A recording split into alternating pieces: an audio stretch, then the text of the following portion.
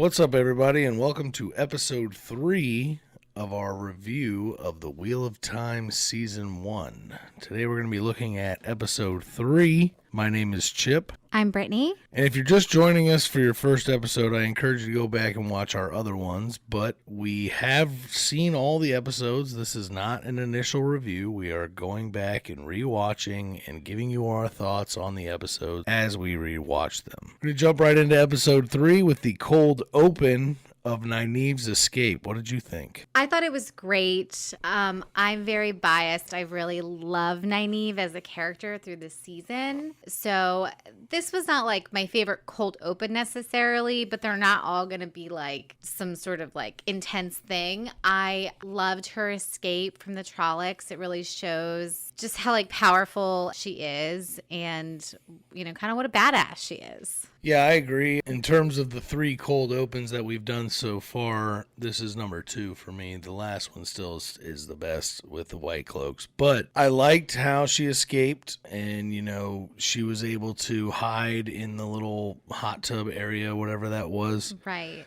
And I really liked how after she killed the Trolloc, the symbol showed up in the water, which... You know, if you're a book reader, you know that that's called the Dragon's Fang, and you know its significance. So that, again, they put those little things in there for the book readers that I think, you know, make you want to keep coming back, and I really liked that. Right. I think it was a great cold open. It was great to see her come back because if you haven't read the books, you think, well, she's possibly dead.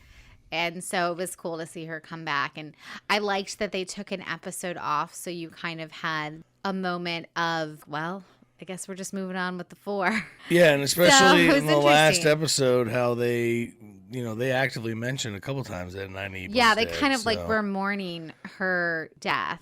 Yeah. Along with Layla. Perrin's wife. So this episode is a little different now that the team is broken up. It was told in kind of 3 different stories, and we're going to go through each story individually rather than jumping around like they do in the episode. And we're going to start with what I thought was, you know, the least interesting of the stories, and that is Egwane and Perrin on the run from some wolves. You know, Perrin has a dream with, you know, the guy with the flame eyes. And then they end up running into the Tinkers, which I thought was an excellent portrayal of that group of people. And, you know, the story, again, it just wasn't a whole lot happening there in that part of the story for me. I agree and disagree. I mean, going back and rewatching it, you do see this wolf thing that is happening. The dream is of Perrin walking, you know, kind of having flashes of this like dark being. And then he goes around this like well, and his wife, who he has killed, has her stomach laying out, and the wolf is like licking it or eating it. So that's like a weird, like, well, what does this mean? Are the wolves good or bad or whatever? So then Perrin wakes up out of that dream and they're running from all these wolves, but the wolves sort of like lead them to an open field where then they find the tracks for the Tinkers and are approached and thankfully, you know, given some food and shelter for, you know, until I guess the next episode. We'll see what happens with that. I thought the Tinkers were really interesting. Obviously, I liked the colors and the outfits. It's very much like, you know, a group of people that you could imagine sort of being travelers.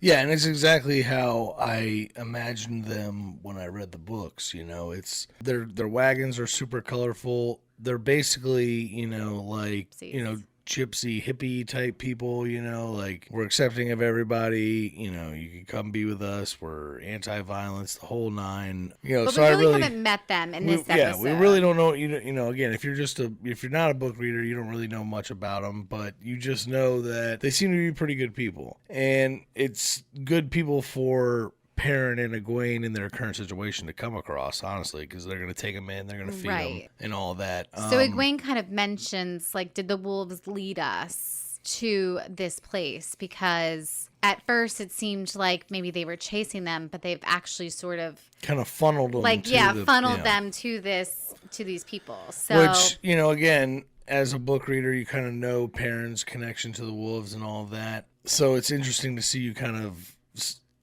struggling to figure out what's going on. You know what I mean? Right. Like, I just, again, for me, like, I wish you would already know, but it's only episode 3. So, they could explain it further. They just didn't do a lot to kind of push Egwene and Perrin forward, I think, in this episode. It's kind of like a filler episode for them. We're just getting them for those two and their We're trip. getting them to the place that they need to be, so that next episode we can expand on more character development for them. Right. Unlike the other 2 stories, which I think were very good in pushing the characters forward, the first one being Lan and Nynaeve. Moiraine's there. She's got the wound and she's passed out. But this whole group is really just about Lan and Nynaeve. What did you think about it? So I kind of want to go a little deep into the Lan and Nynaeve story. I think it's a little bit deeper, and I think really adds to some of the things that are going to happen in this season. So Lan actually shows a tiny bit more of his, I don't want to say softer side. In this particular episode, he's very worried about Moiraine. And he's also got Nynaeve. The reason I love Nynaeve is her character is both a person who is wildly confident, like almost too confident, like arrogantly confident, but also somehow shows this like intense insecurity. And not so much insecurity, but just that she doesn't really know the steps to make, but she's so sure of herself. She has this ability to kind of show both sides in a really kind of almost humble way. The acting for her is just so good. And I think Lan, in a way, is similar to that, which is great for them. So they're both kind of like, he's like, why are you how did you follow me? And she's like not answering him. And then later when Lan goes off to look for help for Moiraine, Nynaeve's like, why did you're leaving me? You can't leave me. Like, they're not that Lan is as insecure as Nynaeve because she's so young, but there is that level of just like, there's a difference in their characters this particular episode with them just being together and kind of being similar and just having those moments together. I really, really enjoyed that. Yeah, I agree with basically everything you said. I mean, for me, it's tough because in the books, they're very standoffish with each other, which they are here. I really did like how they played off of each other, and the way you mentioned how, she ignored him the first time, when he asked the question, and then when he left, he just didn't answer and he left. Right. Like, I love the way they portrayed that between them. I just think that And they're both really protective of the people that they love. So, like, Lan loves and respects and protects Moiraine. That's, like, his job. And then Nynaeve is to protect her friends and people that she loves. And I like that that's both kind of in them, Yeah, and one of the things I really liked, too, was the subtle explanation of the warder bond. Like, they didn't go deep into it, and they will later, but like she was, she said, yo, you feel what she feels, so get ready to hurt for this. So that that explains why Lan is so concerned about Moiraine. But at the same time, I think it's deeper than that. Like you said, like they both deeply care about these people and the the people that they care about. And I think they see that in each other. That's why they kind of butt heads. You know what I mean? They butt heads, but they also sort of have a respect for each other. Right, and they they both think they know what's right. Right. And they don't want to be the one that admits that they oh yeah, okay, you were okay. But overall, I think that storyline, how Nynaeve ends up fixing Moiraine or helping her, kind of against her will, but it also shows that she's can use the herbs and all that. She doesn't need the power to heal anybody. I love that because that's deep ingrained in her character in the book. The way that they both eventually are like, all right, it's time to go. Got her awake. Now we got to go move forward. And find the Aes Sedai camp. And find, they're just trying to get the hell out of there. They're trying to find anything that can help Moiraine. Luckily enough, they stumble across, a group of Aes Sedai, which we'll talk about here at the end of the episode. But the last group that, again, I think carried this whole episode, at least for me, was Rand and Mat together in the mining town or whatever town that was. I know they had a name for it, but I don't remember what it was. Everything about this scene, though, I liked because it's kind of an amalgamation of a lot of what goes on in the book. Like they took a long span of them traveling together and kind of condensed it down into this one setting. But I really did like the way that it was done. You know, they show up to the bar. They don't really have a lot of money. They're like, hey, you know, we just want some food. And then we get the introduction of Thom Merrilin, who is one of my favorite characters. And I'm gonna get into that here in a second.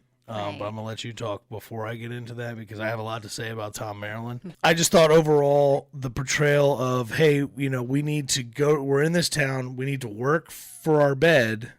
You know, that to me rang very true as a book reader. I was like, yeah, this is a good way to portray their time when they were on the road. So I thought that was cool. But what'd you think? So I thought it was great. We are introduced to a bartender in this town, this small town, who is very beautiful and, you know, just kind of like quick-witted. You know, she's sort of like always like flirting with Matt or Rand at any time that she's with either of them. She comes off super friendly, but also she comes off very like she wants adventures and she's very interested in how they're traveling and things like that. Also, when you get to the town, you see this person kind of like that has arrows in his body, and he's kind of like in a Cage he's in a cage, but he's like in a mummy like uniform.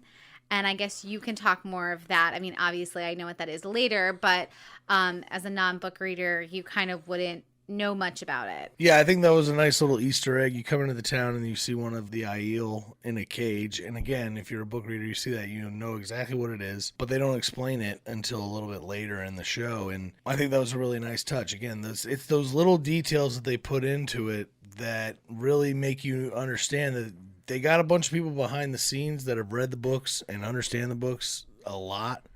So they're going to put those things in there to kind of satisfy that demographic while making the story a little bit fresh so that you don't know exactly what's going to happen. And it's interesting to people who haven't read the books. So I do love that. But I do want to talk about the introduction of Thom Merrilin because in the books, he's one of my favorite characters. It's a lot different because he's with them in Emmons Field in the books from the jump. He's traveling with them the whole time. I mean, he's kind of like a mentor to Rand and Matt. And I don't know, maybe that's going to come around later or what. But Thom is a gleeman, right, in the books. And in this show as well. And a gleeman is more like portrayed in the books as like the highest form of entertainment that these people can expect to ever see. He's going to tell you stories. He's going to sing you songs. He's going to juggle. He's going to do magic. All this stuff that, is what makes him a gleeman. And, people could nitpick because in the book he has like a colorful cloak and he's easy to spot, and what it seems like they've done in the show is just narrow him down to a guitar playing singer.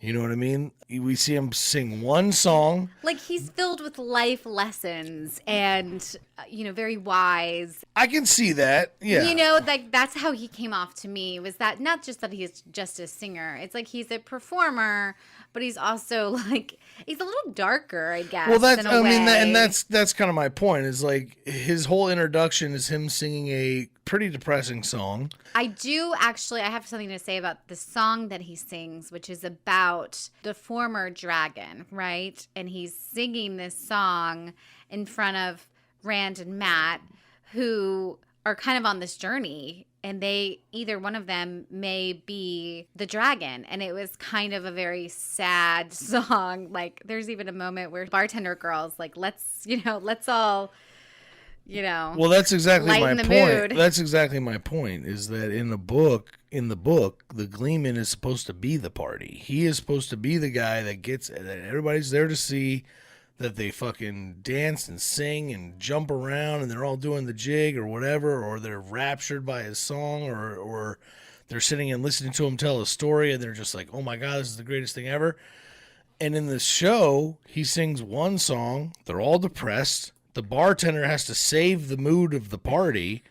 I mean, that is not a gleeman to me. And that kind of like is a knock against his character. Like, again, in the book, where he goes, everybody is hyped to see him. And he sings one sad song and like then goes off the stage and that's it. Like, I don't know, it didn't seem like what I would expect for Thom Merrilin. And again, maybe, down the line he becomes that character that we all love. But if his whole persona is I'm going to play the guitar and that's it, I'm going to be pretty sad about that. Right. And I think that I have to say something about this show is that it's kind of a lot of doom and gloom all around. Like, there's not a lot of like light moments, and Matt and Rand have actually had the most like lightest moments. I loved their banter with each other. Obviously, Matt is going through it and he is struggling with something. He's starting to get like really just bratty, being a dick. And so you're kind of like, don't really know.